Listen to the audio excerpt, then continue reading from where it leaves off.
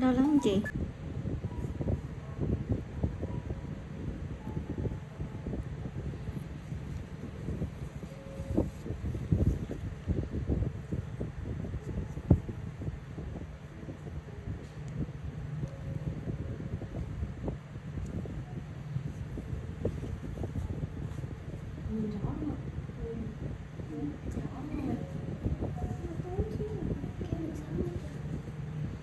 Cô kia đấy nè hả chị?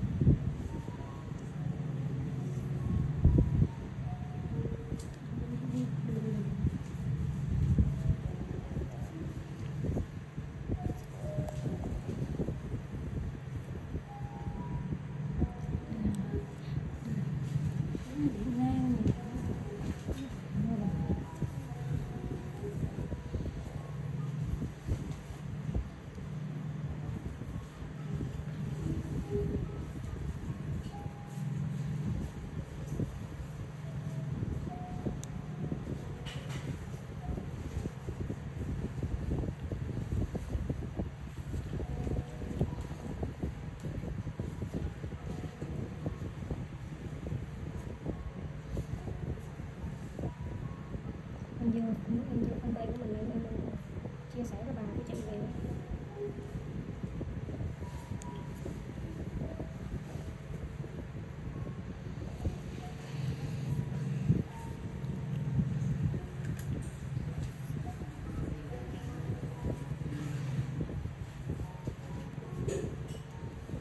Latest BMW Custom unveiled in Monaco. This wacky wood and metal cruiser, unveiled in Monaco earlier this month, is the result of the latest collaboration between BMW's R18 Boxer twin cruiser and a top custom house. It's called the R18 Magnifica and has been built by leading Italian customizers Radical Chopper. It received its public debut on June 8 at the exclusive Top Marques show held in the tiny principality on the Mediterranean coast. According to Radical's Andrea Rodali, the bike's inspiration came from vintage motorcycles of the 1920s, 30s, and 40s, in particular BMW's own R37 of 1925. After original sketches, almost everything was handcrafted without the recourse of off-the-shelf items. Wood was chosen as it is a strong reminder of bikes of the past, says Rodali, and took the place of the R37's brown leather saddle, the rear end being a mixture of hand-carved mahogany and polished stainless. Elsewhere, the one-off wheels were machined from aluminium billet and even the discs and calipers were specially made. The vintage-style girder forks were also machined from billet and are completely bespoke, as is the small, aluminium, vintage-style tank. Expect plenty of polished bare metal, too. Underneath, however, the donor R18 remains largely unchanged, including the air-cooled, shaft-drive 1802 cubic centimeters Boxer twin engine, electrical system and most of the dimensions. That said, it is nearly 100 kilograms lighter than the original and is said to remain just as rideable, not that we reckon it'll be used much on the commute. BMW have unveiled two new custom R18s at the Verona Motor Bike Expo that take the giant machine in polar opposite directions. The sport-inspired R18M from Italian magazine Low Ride, which was built by American Dreams, and the heritage touring-inspired R18 Aurora, created by Garage 221. Inspired by the streamlined aesthetic of BMW's M division, Low Ride focused on the chassis, suspension and bodywork, leaving the bike's running gear and electronics unchanged. BMW R18M by Low Ride seat. The original outline was drawn by Oberdan Betze, famous for his concept sketches of new motorcycles. American Dreams stripped the bike, replacing the standard steel subframe with a new fiberglass unit that was built from scratch. The head covers and intake ducts were also chucked in favor of carbon fiber units built by specialists Carbon Italy. To match its new sporty styling, the exhaust was custom made by Exhaust Revolution, specifically creating a short and more compact unit that allows for greater lean angles. The shorter pipes also show off more of the BMW's open shaft drive. Final touches such as mirrors, grips and indicators come from aftermarket gurus, Rizoma. At the opposite end of the scale, BMW also unveiled the R18 Aurora, an homage to 1970s cruisers, including a striking batwing fairing. Interestingly, Garage 221 opted to use parts from classic BMWs to build the machine. BMW R18 Aurora right-hand side. The saddle is from a 2005 R1200C. The fairing supports came from a 1982 R100 while the rear frame elements are from a 1991 K75. The paint color of the bike references a 1982 R100 RT, even down to the graphical elements. The rest of the parts, including mudguard supports, saddle frame and reg plate holder, are handmade. The pipes were built by Leo Vince, with special attention paid to creating a fuller sound while the design was chosen to give a muscular appearance to the middle of the bike. Even the oil cooler grille was inspired by a 1960s BMW car. It was a lot of hard work, but the result is truly stunning, says Pier Francesco from Garage 221. The textured paintwork of the cylinder head covers, the injection housings, the central crankcase and our oil cooler grille make everything look homogeneous, creating a unique effect. BMW's R18 Cruiser turned into tasty cafe racer in tie-up with Japanese Custom King. This sport endurance version of BMW's R18 Cruiser is the latest one-off custom to be made out of collaboration between the German firm and some of the world's leading bike builders. Called the Wall, German for whale, it's been built by Japanese customizer Shinya Kimura and is the third product of what BMW calls its Soul Fuel series, following previous custom R18s built in collaboration with Roland Sands and Dirk Olerking. Kimura is famous for his low slung customs and cafe racers and has also collaborated with Yamaha on their Dark Custom series and even had bikes featured in movies such as Iron Man. BMW R18 Wall under construction. His take on the R18 features an all-new, longer, larger one-off fuel tank, a half-race fairing with two asymmetrically arranged headlights designed to look like eyes and some fin teeth below. There's also an elongated seat hump and custom-made seat pad. The exhaust is standard, but painted black. Kimura said, "When I rode the production R18, I thought it might suit my build and riding preferences better if I designed it to be a little more front-facing with a fairing. I also wanted to be able to ride for long distances while feeling and enjoying the legendary Boxer engine. The bike is wild and has almost inexhaustible power on the one hand, yet is completely good-natured on the other, just like a whale, hence the name." BMW R18 gets the works, customized Boxer on sale now from German builder. This uber-cool customized BMW R18 is the latest from celebrated German bike builder Markus Walls, who's now making replicas of the bike that you can buy, for just under £30,000. Ex-racer Walls is one of the biggest names in German customizing via his vast Wallswork business based in Hockenheim and also for his Walls hardcore machines. He's been building bikes for over 30 years, produces a range of BMW kits for the likes of the R9T and K100 as well as one-off custom machines, and this newcomer, based on BMW's all-new, 1,800 cubic centimeters R18 Cruiser, is his latest creation. BMW R18 Wallswork engine. Potential customers can either buy a ready-made bike, Walls has a stock of brand new R18s ready for conversion, or supply their own. The base model features a Wallswork bobber seat, front and rear fenders, exhaust, side mount number plate, black headlamp, pegs and fuel cap, special mirrors and German-style bar and indicators, plus special engine and numbered plaques. This costs €32,990, £28,225, or around £10,000 more than the standard R18. From there, customers shop from a huge range of further Wallswork accessories including different valve covers, grips, custom paint, black pack, big 21 18-inch wheel kit, different handlebars, and more. Fair enough, Kingston Custom present BMW R18 build. First published on January 19, 2021 by Ben Clark. BMW R18 Spirit of Passion. Another custom BMW R18 has been unveiled, this time built by Dirk Olerking of Kingston Custom in Gelsenkirchen, Germany. The Art Deco-inspired creation is called the Spirit of Passion and follows other custom builds based on the R18 Cruiser model by customizers including Roland Sands and Bernhard Naumann. The most obvious modification on the Spirit of Passion is an enormous fairing that encloses the front wheel and much of the engine. This bodywork along with the handlebars and rear mudguard were created in-house at Kingston Custom, where the exhausts were also modified. The indicators were swapped for Kellerman units and an LED headlight is integrated with the custom front fairing unit.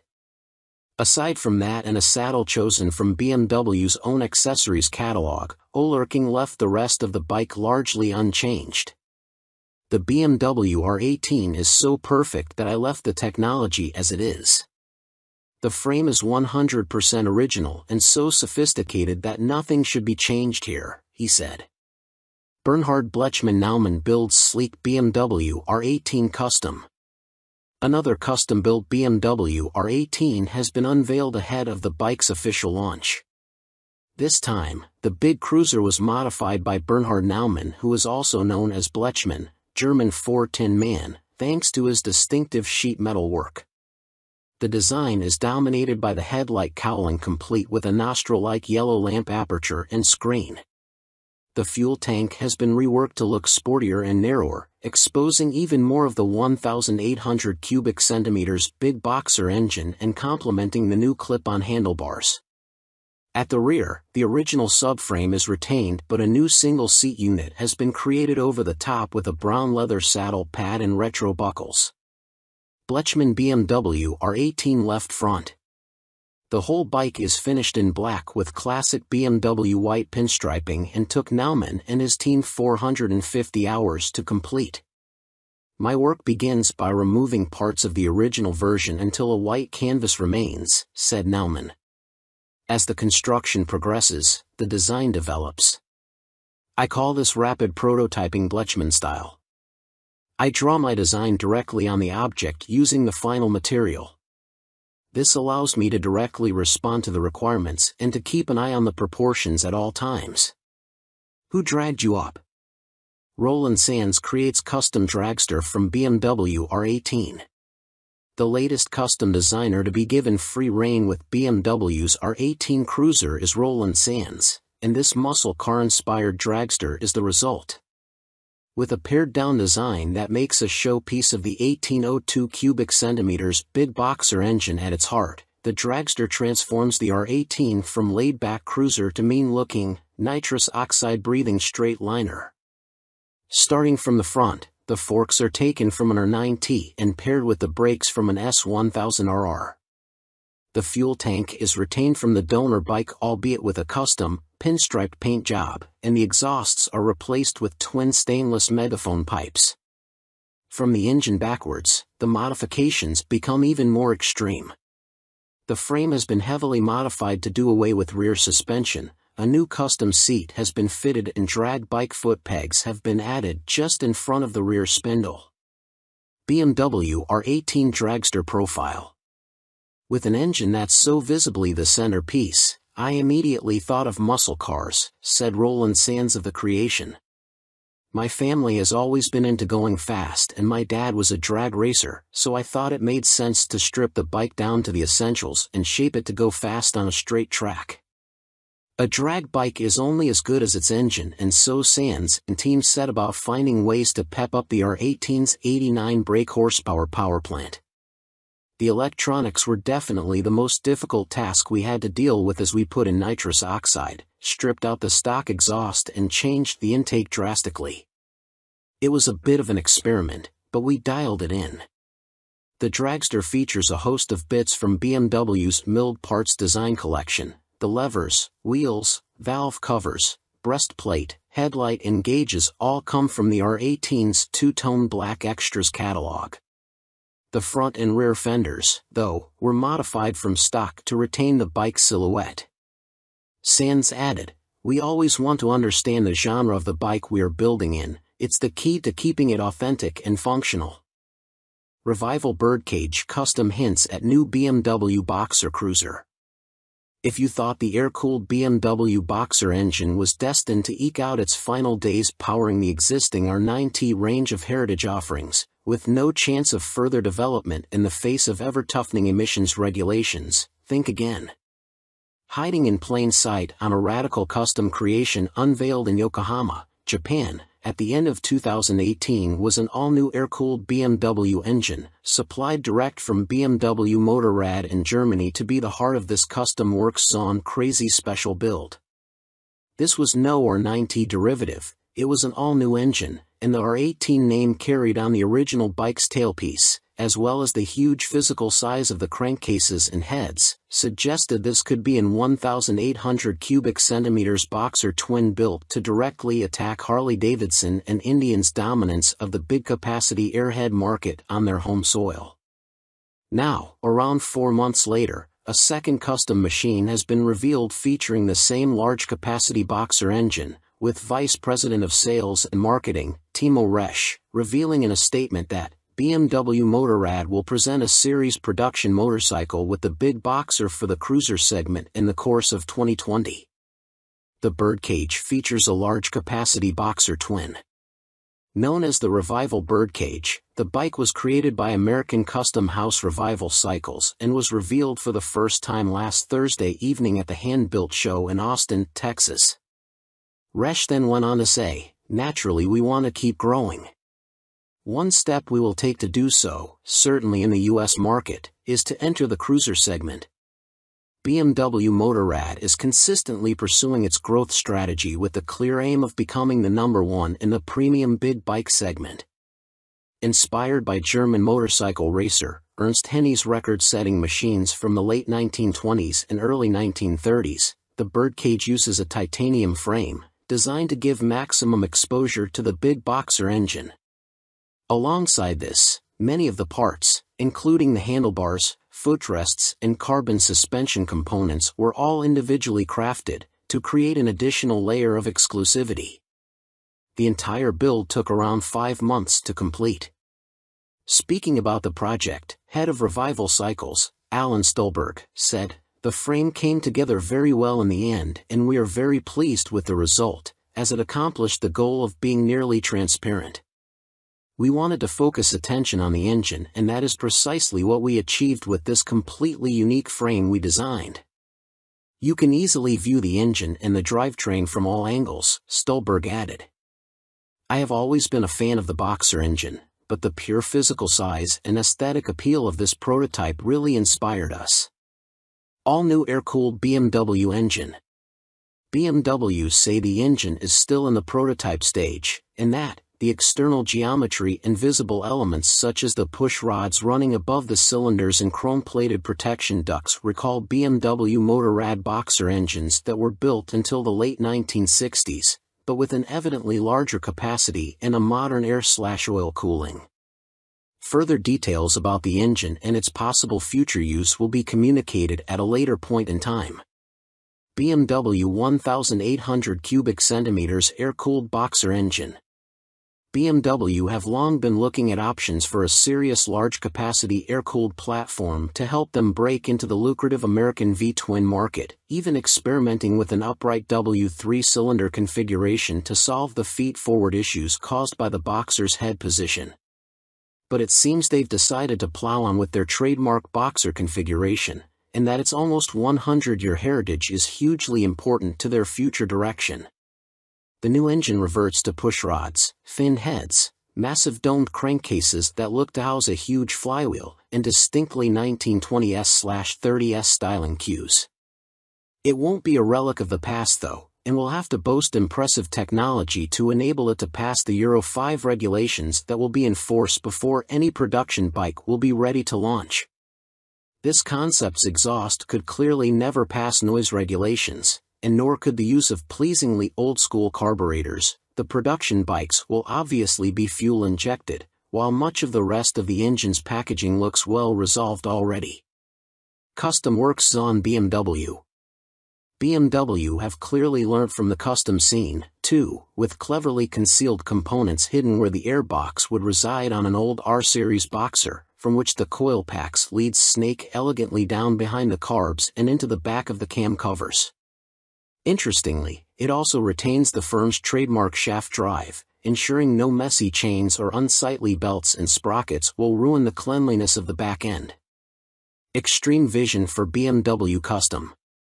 Yuichi Yoshizawa of Custom Works Son commented, "It was a great honor and a challenge to be able to build a motorcycle around the prototype of such a spectacular new Boxer engine for one of the most tradition-steeped manufacturers."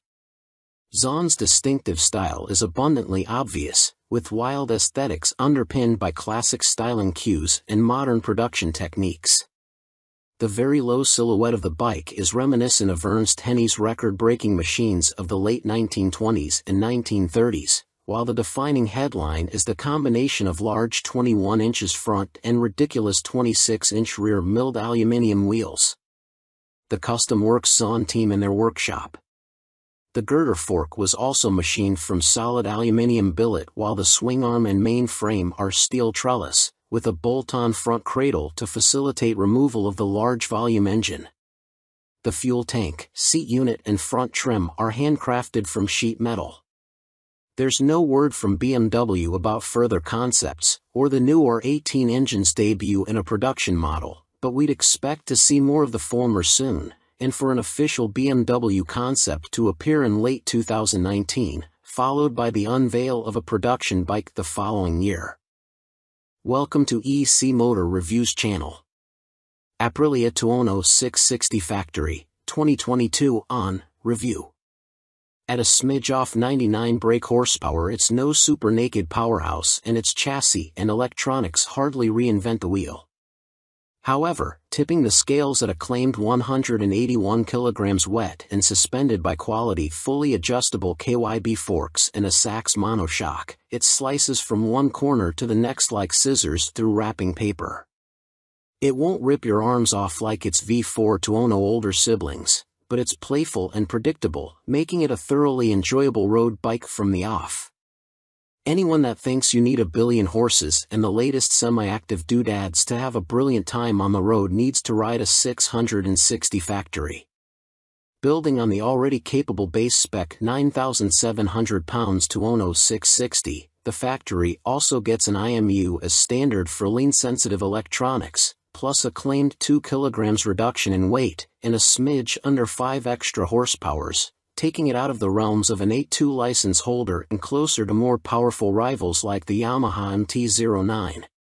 Tipping in with the slightest press of the wide upright bars, the superb Pirelli Diablo Rosso Corsa 2 tires heat quickly to provide wonderful front-end feel at speed, and there's never any intrusion from the lean-sensitive ABS. Although you're unlikely to notice the extra power over the standard bike, the parallel twin engine provides enough poke to live up to its factory badges, without feeling overwhelming on the public roads. Out go the standard Tuono 660's rebound and preload adjustable suspension components, and in comes a pair of fully adjustable 41mm KYB forks and a Sachs rear shock. Not only more adjustable than the base bike, the new kit works brilliantly with the Pirelli Diablo Rosso Corsa 2 tires, providing a composed ride that allows you to fully exploit its twin-cylinder engine without tying yourself in knots. There's no aggressive head shaking through the bars or squatting at the rear under acceleration, an issue sometimes found on its fully fair RS660 sibling, giving you the confidence to push on after a handful of miles in the saddle. Granted, it can be a little crashy over serious dents in the tarmac, but to cater to those would be to the detriment of its sporting prowess. On top of the handling, Aprilia also say the factory has been on a diet, dropping around 2 kilograms for a claimed curb weight of 181 kilograms, making it one of the lightest in class and helping to offset its lack of power when compared to the similarly priced 117 brake horsepower Yamaha MT-09 and 114 brake horsepower KTM 890 Duke. Without riding it back-to-back with the standard Tuono, I'd be lying if I said I could tell the weight difference, but it does feel incredibly nimble between your legs, flicking from left to right almost telepathically as you push against the wide upright bars. It's also a doddle to move around and easy to hold on one foot, making it more accessible to a wider range or riders. The factory gets a claimed extra 4.9 brake horsepower, taking it a step closer to rivals like the 9,400-pound Yamaha MT-09 and taking it out of the realms of A2 license compliance. Much like the weight saving, it's difficult to say just how much effect the boost has had, but in isolation it shines as a tractable unit that encourages you to chase the revs far into the red. It really is a cracking motor that remains engaging well past the honeymoon stage, something I can vouch for after spending 2021 with an RS660 in the garage, which shares the same base unit. Although torque remains the same, the factory drops of tooth on the front sprocket for more urgency, yowling back at you like a wannabe V4 as wind the throttle to the stop for maximum road-going thrills, without fear of losing your license. Being a new bike, it's hard to predict quite how the Aprilia Tuono 660 factory will fare long-term. However, having lived with an RS660 for a year, I am confident in saying it will stand the test of time. After all, the factory shares much of the same components as the RS, and all I had to do all year with that was adjust the chain twice. That said, it did suffer with thin paint around the matte petrol tank. The Tuono is gloss, and sprang a tiny oil weep at around 6,000 miles that was easily rectified back at Aprilia HQ. What's more, owners' reviews of the standard Tuono 660 score the bike an average 4.3 out of 5 stars for reliability and build quality, scoring the bike down for some finishes and fasteners. Welcome to EC Motor Reviews channel. ARC Vector, 2022 on review. ARC founder Mark Trueman designed the Vector while working at Jaguar Land Rover, and he's a dyed-in-the-wool bike nut who's raced everything from motocross, Suzuki RGV 250S, and Yamaha FCR 400 SPs in a previous life. ARC also work with the automotive industry using their know-how to develop their EV projects. They have had a difficult start to life. A major investor pulled out, causing the company to go into receivership in 2019 before production started, and if it wasn't for Trueman plowing his own money in to realize his dream a year later, they wouldn't be here now. But now the future looks brighter, and the first Vector rolled off the production line on September 2022, ready to be shipped off to a customer in the US. ARC have bravely gone for 2 unconventional technologies for its maiden motorcycle project at once: battery power and hub center steering. The benefits of its funny front end will be felt at very fast road or track speeds, but it robs the Vector's front end of some feel.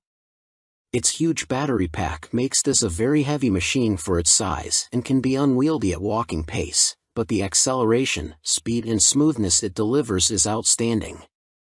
Shed some weight and wrap this powertrain in a cheaper, more conventional chassis for the masses, and the ARC shows how bright our electric sports bike future could be. The Vector's frame is actually a 3-piece carbon fiber box that contains the 399V battery pack and the mountings for the steering assembly, front swing arm, electric motor and self-supporting seat unit. Carbon front mudguard and rear hugger are structural components and the rear swingarm bolts to the back of the engine. Carbon BST wheels are shod with Pirelli Diablo Rosso 4 Corsa rubber. Bimota-style hub center steering has its swingarm pivot below the front spindle line. It promotes an element of dive and reduces the wheelbase on the brakes, like a telescopic fork setup, to help the arc turn. The system allows a racy steering geometry while retaining stability with rake at just 20 degrees, far steeper than any superbike. ARC experimented with an 18-degree angle during development, which worked well on track, but was too responsive for the road. Trail is 105 mm and wheelbase 1,450 mm. Throwing a leg over a motorcycle that costs the same as a Ducati Superleggera is always intimidating enough, but there's a lot else going on to unnerve you at first. There's a sequence of buttons to push on the domino switchgear to make it live, and after that the engine waits for you silently, which is always slightly sinister on an electric bike. It has a funny Bimota Tessie front end, looks like an extra from a superhero movie, and is incredibly heavy for a diminutive machine. There are no gears or clutch, the back brake is on the left bar, like a scooter, and the dash display is recessed into the top of a tank that stretches all the way down to its LED projector headlight, like the nose of an F1 car. It's a lot to take in at first, but despite it all the ARC Vector acts and rides just like any motorcycle. Each Vector will be tailored to the owner, from the seating and handlebar position to the manufacture of bespoke billet ollie foot pegs. This prototype's layout and general size is reminiscent of a naughty super sport bike, like a Honda CBR 600RR. It's compact and racy, but not particularly uncomfortable. Ride quality has the firmness of something like a Suzuki GSX or 1000R, again, not too extreme.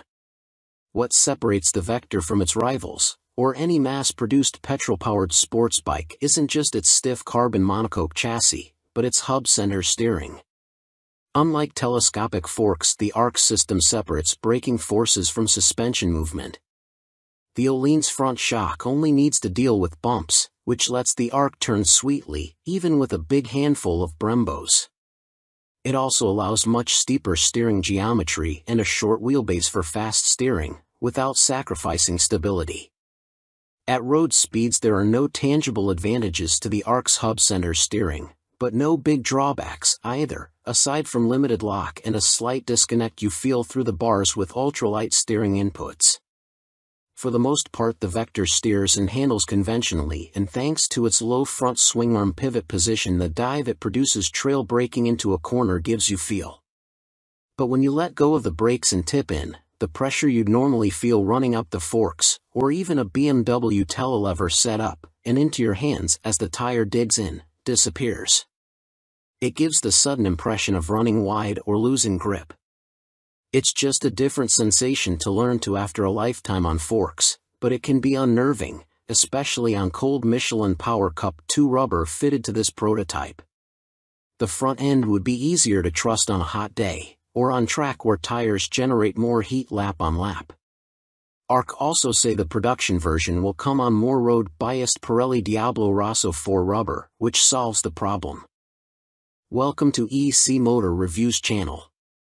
Mack Double Up, Brit firm introduces second single-cylinder model ahead of NEC public debut.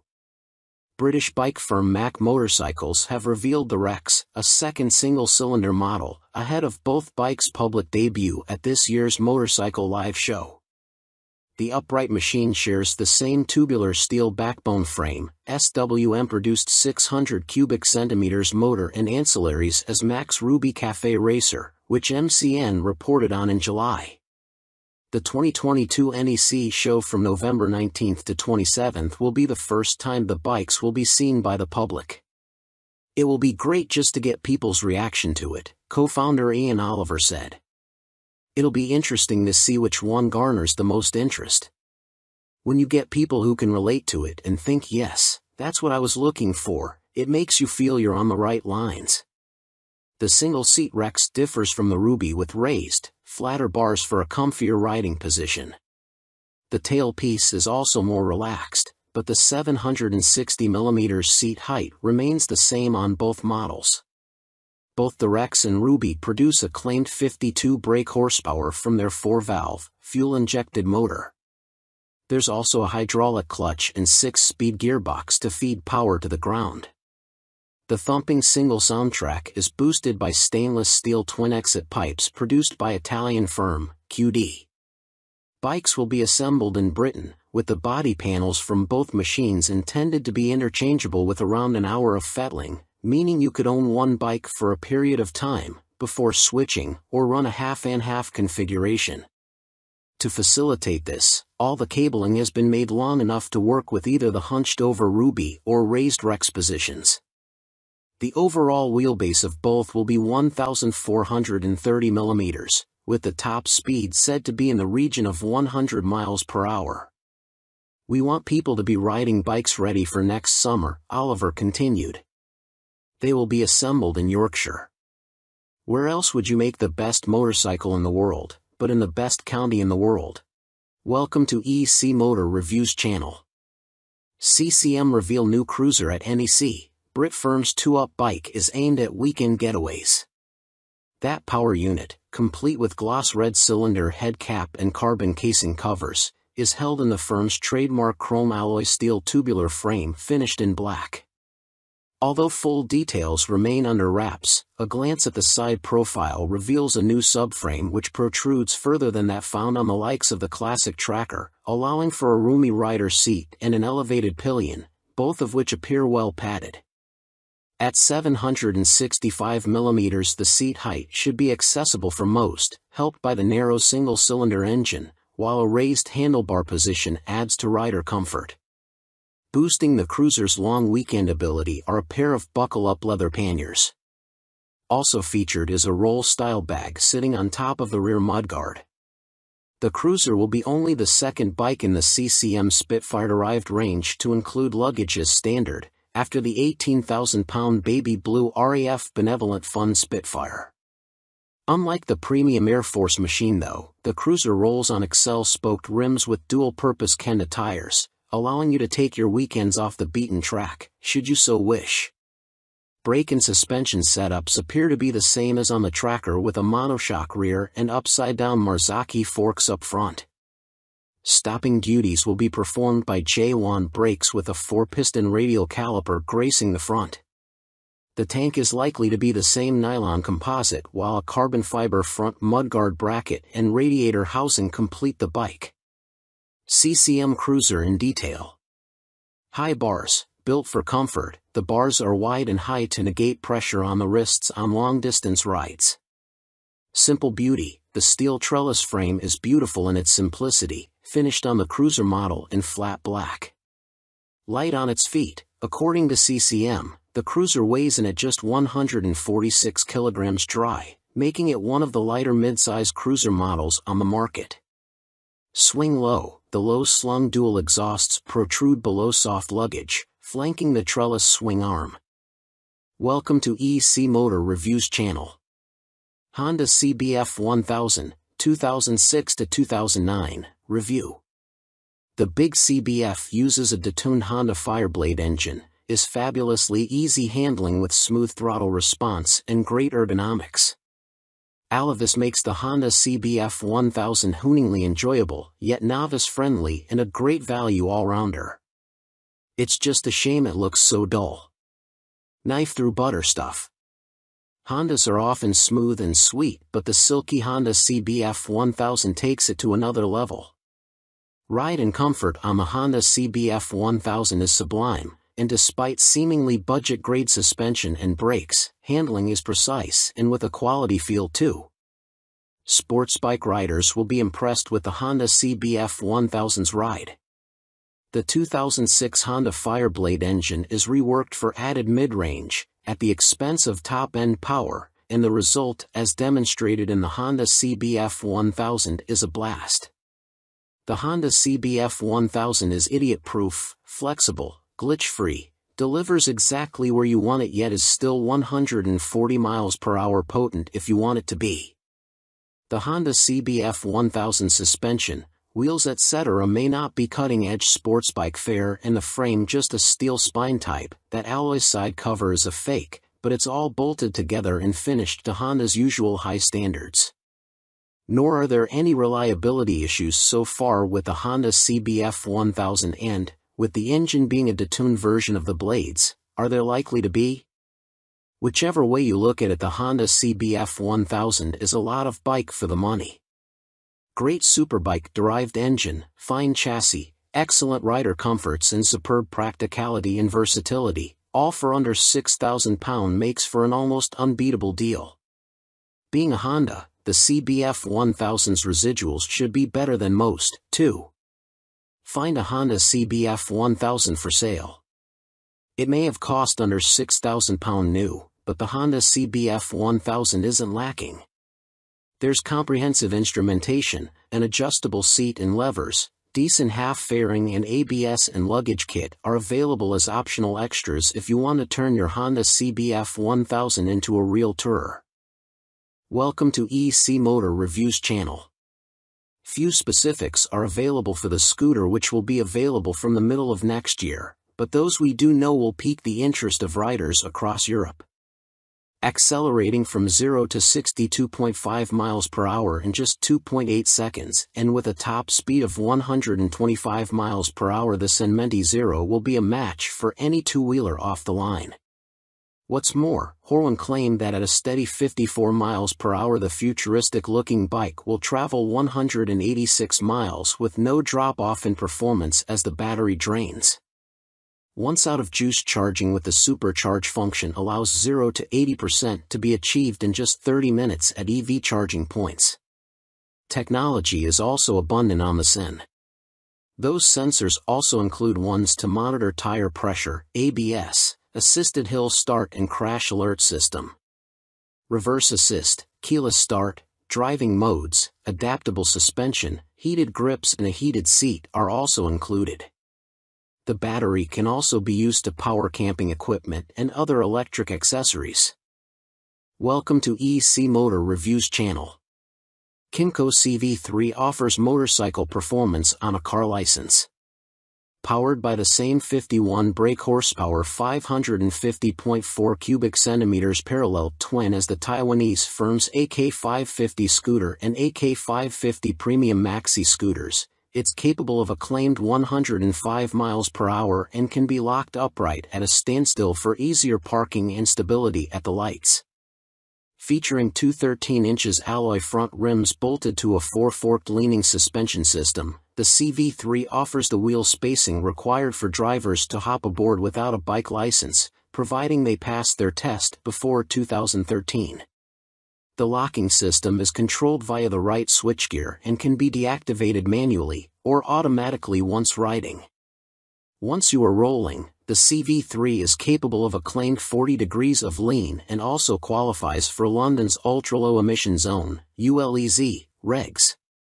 Going up against rivals such as the 11,500 pounds Piaggio MP3 exclusive 530, the Kymco provides an alternative to public transport for commuting and is set to arrive in dealers at the start of 2023.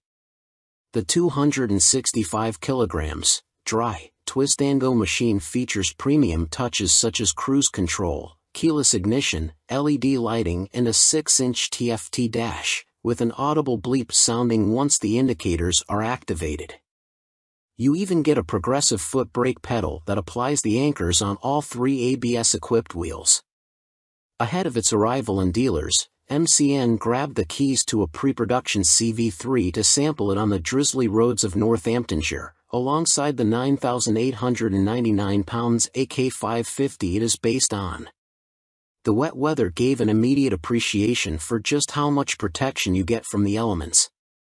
I spent the day in riding jeans, with no fear of wet legs thanks to its tall, broad nose and all-encompassing screen. Leaning against the backrest and sinking into the plush perch, there is ample comfort for even the longest of commutes and you could tour on it with ease. It's not what you'd call exciting though, providing a burbling soundtrack and sufficient linear power to stay ahead of the traffic without blowing your socks off.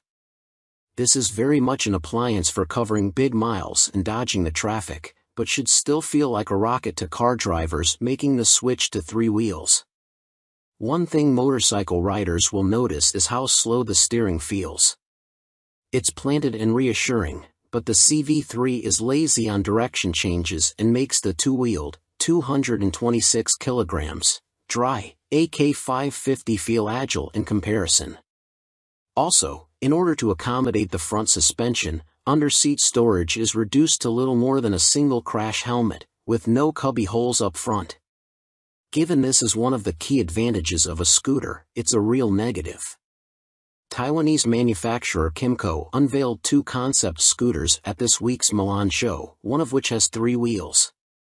Kymco are classing both bikes as adventure tourers, although there doesn't look to be that much potential for adventure with the small wheel size and road tires.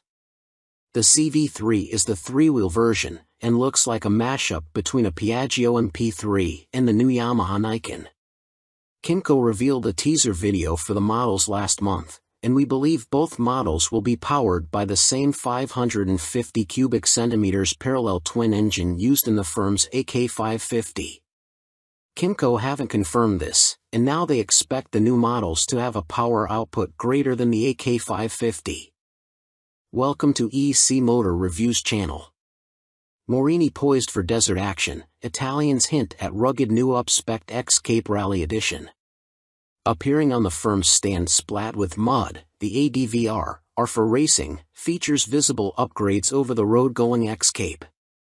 The 649 cubic centimeters parallel twin remains unchanged, but helping it breathe is an SC Project Racing exhaust system that should add a few ponies to the existing 60 brake horsepower at 8250 RPM. Appearing on the firm's stand splat with mud, the ADVR, are for racing, features visible upgrades over the road-going X-Cape.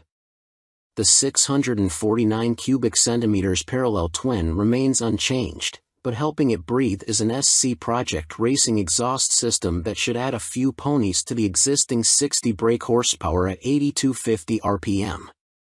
For added off-road protection, the engine is cradled by a steel tubular crash bar that is available as an optional extra on the X-Cape and bolts onto the same steel trellis. Unlike the standard black add-on, the ADVR features a silver version to complement the silver, black, gold and white livery. Additional extras include a full aluminium sump guard, a €200 extra on the basic model, plus hand and lever guards and an aluminium radiator screen to help keep the bike protected on rutted lanes. An Öhlins shock with a remote preload adjuster damps the rear, while the original 50mm fork tubes appear to remain unchanged. Elsewhere, front brake shrouds protect the dual discs, which again look unchanged from the base model. Gold wheels adorn the ADVR with a 19 inches front and 17 inches rear providing off-road capability, with Metzeler Karoo 3s replacing the original Pirelli Scorpion Rally STRs. Stylistically, there are benefits from a slightly more aggressive look at the rear to accommodate the raised off-road seat, which may be a problem for shorter riders as the standard model already measures up at 845mm. Moto Morini X-Cape ADVR rear shock adjuster. Should it make production, the ADVR's trail-focused extras should make it a contender. The X-Cape retails for £7,000 as standard, considerably less than a Yamaha Tenere 700. The racing model would go up against Yamaha's £11,800 World Raid Edition. Moto Morini X-Cape ADVR in detail. Rally Raider, the ADVR enters a popular segment of the market, with more riders opting for lighter, more manageable adventure bikes for on- and off-road adventures. Hit the trails. The bike is based on the X-Cape, which features a decent 18-liter fuel tank as standard, plenty of juice for getting off the beaten track. Added adjustment, an Öhlins rear shock with remote adjuster replaces the standard KYB preload adjustable monoshock. Make some noise, the full SC Project exhaust will unlock a better soundtrack, but it's not road legal and unlikely to feature on any production models. In safe hands, the reinforced handguards will protect your fingers from knocks against branches when riding off-road. Welcome to EC Motor Reviews channel. Norton Commando 961, 2023 on review. However, the modern interpretation never quite hit its mark. Factor in all the other well-documented issues surrounding the British firm during the Stuart Garner era, and the Commando name lost some of its appeal. But now it's back. With huge investment from Indian owners TVS and a posh factory to play with, revitalized Norton have launched a re-engineered and revised Commando 961. With strict new quality processes in place, they hope the latest version makes the famous name desirable again. And it does. The Commando experience is now what you expect of a traditional British parallel twin, but without all the niggles and worries that came with the previous version. It doesn't just ride better but is nicer built too. Even the quality of fasteners and little brackets is better than before. The previous version gave the impression it was assembled using whatever nuts and bolts were to hand. Whether it's worth the best bit of 17 grand depends on your perspective. Compared to Triumph's similar-looking Thruxton RS, the new Commando costs £3,000 more yet has less power, a much lower equipment level and, I suspect, less outright handling potential. However, where the Triumph feels like a modern mass-produced bike with period style, the Norton gives a genuine sense of a connection to its famous ancestors. With its thudding power, engaging feel, handmade frame, classy anodized aluminium yokes and hand-polished exhausts, the Commando is different. Indifferent in a good way. Norton have revised the frame. Oil for the dry-sump engine is carried in a tank in the frame, near the steering head, and they discovered that there was a chance of cracks during their thorough testing of the inherited design. So, the materials and design have been altered to improve the frame's strength. The steel tube frame is otherwise unchanged, and uses the same geometry, rake, trail, wheelbase, seat height, as before. Easy and predictable handling was one of the Commando's plus points, so there was no point making changes for the sake of it. With its racy geometry, fully adjustable Öhlins suspension and Dunlop Sportmax tires, the Commando certainly handles. There are faster turning machines, but the Norton's steering is light, it's agile on tight B-road roads, and rolls confidently into fast A-road sweeps. Suspension is on the firm side of comfortable. However, hit larger bumps or push on a bit and the damping quality makes itself felt, and there's plenty of feedback, especially on the head-down CR version. With chunky vibes from the motor, booming pipes and contact through the round foot pegs, the 961 is an engaging place to be. It's an all-Brembo brake setup and works well, if not having standout power. There's straightforward ABS. Engine.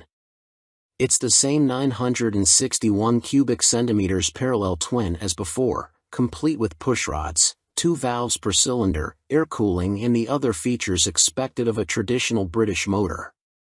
It looks the same, sounds the same, but makes a bit less claimed power, 77 brake horsepower at 7250 RPM, against the previous 80 brake horsepower. However, most of the 350-odd changes Norton have made to the bike happen here, with new camshafts and valve train, improved materials and, crucially, proper testing. Where the previous version could suffer with poor fueling and flat spots, the revised one responds sweetly and pulls cleanly all the way to its soft 7,000 RPM-ish rev limiter. It's not the fastest retro, nor the smoothest, but the old-fashioned 961 makes up for it with involvement and connection. Bikes at the launch were only just run in and so the transmissions were a little stiff, but the 5-speed gearbox shifts easily enough, and has a linkage that doesn't bend, as it could before. High-class chassis components? Yes. Handmade frame and exhausts? Yes. Lovingly finished surfaces and tip-top presentation? Yup, all of that. There's no question that the Commando is screwed together well. Any worries about half-arsed production lingering from the firm's previous incarnation can be discarded. It's not entirely high class.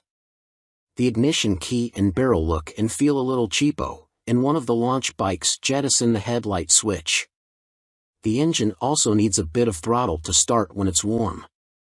However, overall the Commando supports all of Norton's claims about investment and high standards. Safe buy? I reckon so.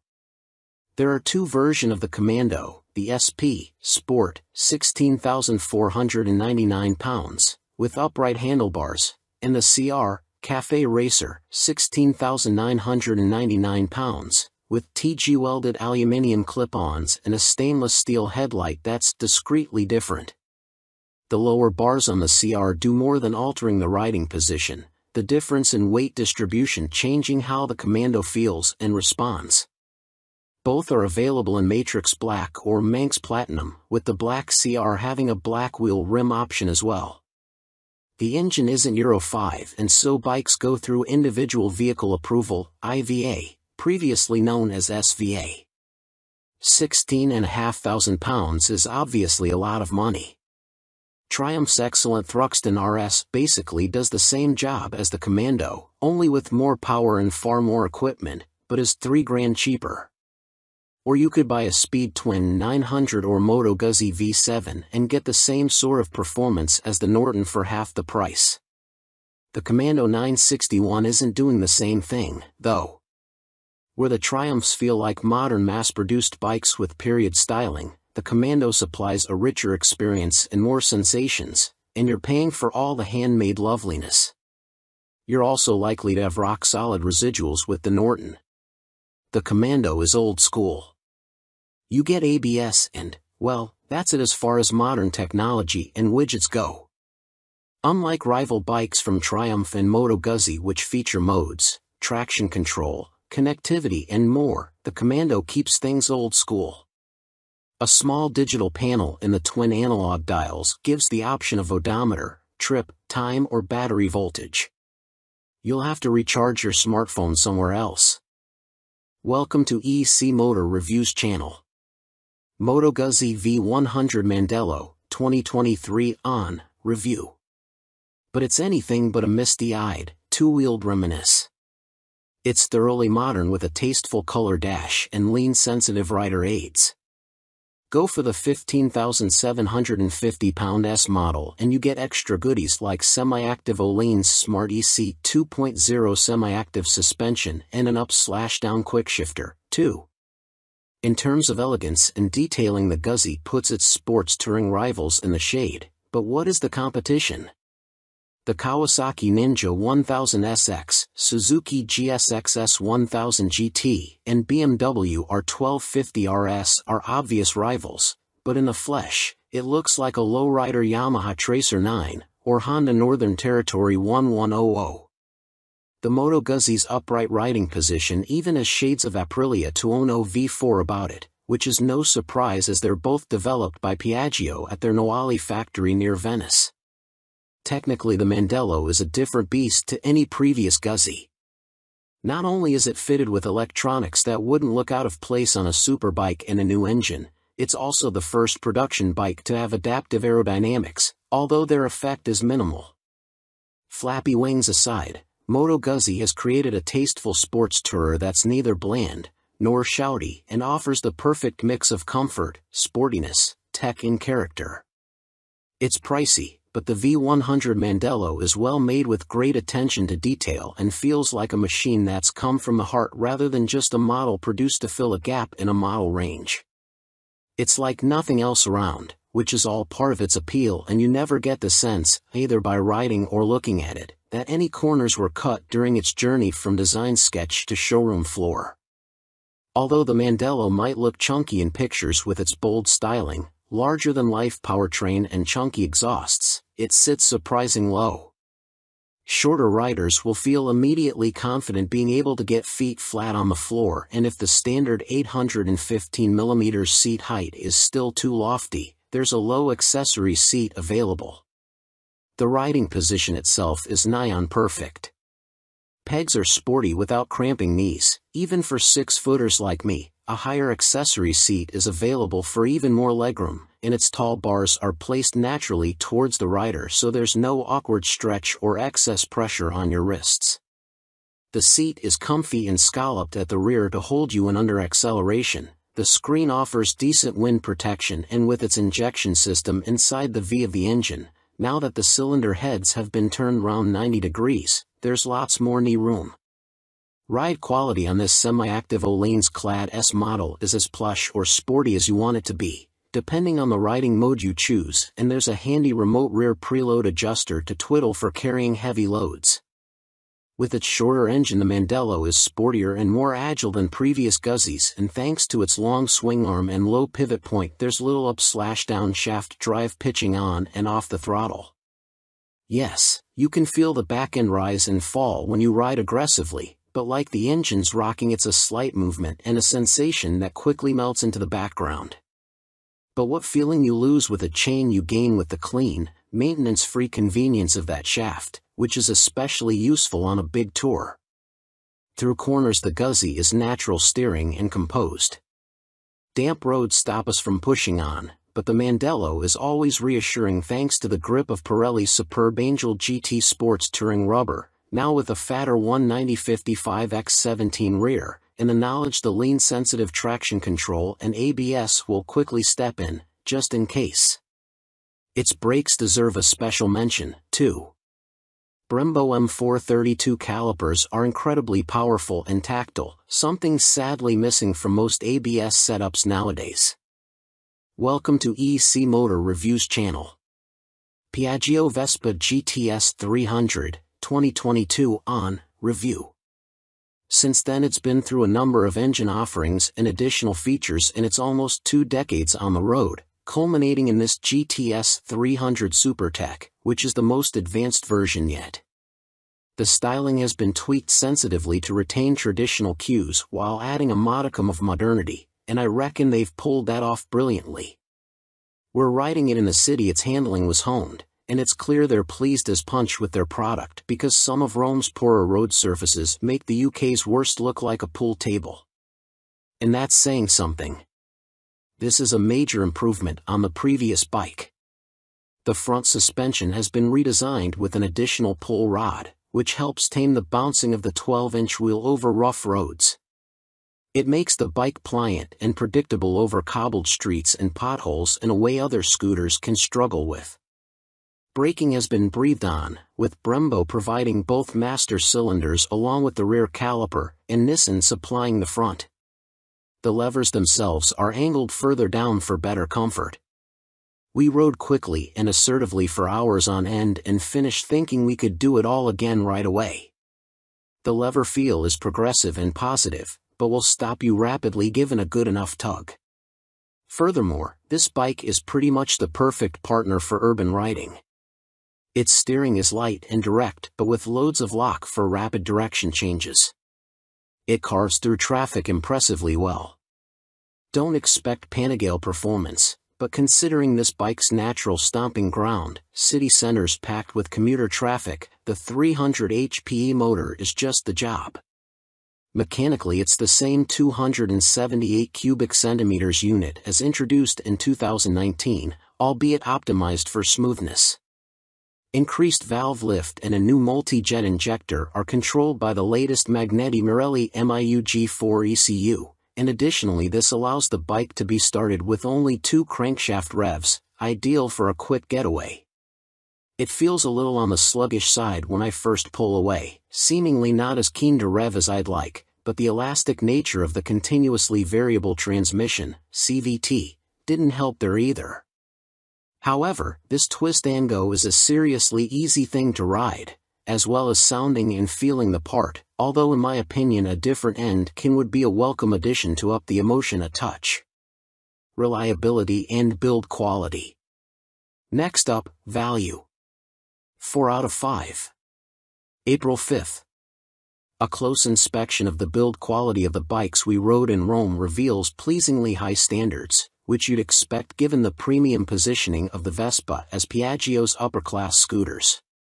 The paint is rich and nicely applied, there aren't any ugly welds, and I couldn't spot anything of concern about the overall finish. Some of the switchgear on the bars did feel a little flimsy, though, leaving me wondering what it'd be like after a few years bustling through cities. Older Vespas also suffered with corrosion due to their pressed steel construction, but given this is a new model, time will tell whether this remains an issue. Try not to miss any services, either. The drive belts are known to fail if not regularly checked. Luckily, Vespa is offering fixed-price servicing to keep you covered.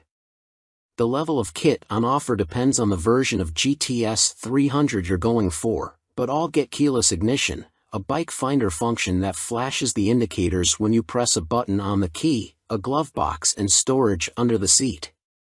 The Vespa MIA connectivity system is optional on Classic spec, and on the GTS Super. The main difference between these bikes is the colorways on offer, which are more traditional on the former and sportier on the latter.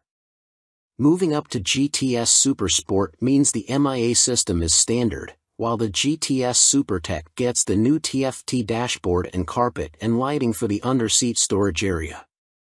There's also a glove box with a USB connection to charge your devices while on the move. And on the subject of connectivity, download the Vespa app and you can connect your phone to this bike via Bluetooth. This will work with the optional Visor 3.0 lid, which has earphones and an intercom and will indeed fit under the seat. Welcome to EC Motor Reviews channel. Cine's Hero X125, 2022 on review. And it's impressive even if you class yourself as a biker, like I do. Living in the countryside means I definite sway towards geared 125s like Cine's own Akuma. They're cheaper, faster, and more fun. However, should I ever move to a town or city, the Hero X would be among my first choices for transportation. It offers so much practicality and usability on a daily basis, is easy to ride, has impressive quality for the price, and works out of town too. Scooters may not be to everyone's fancy, and that's okay, but for someone who previously held them in low regard, the Hero X has opened my eyes. Who wouldn't like all that storage? The Hero X is the easiest thing to ride in the world. Most of its weight is concentrated very low down, which can take a bit to get your head around if you're used to a bike. However, provided the speed is right, not too fast, the Hero's cornering is decent. It's nice and stable despite the small wheels, too.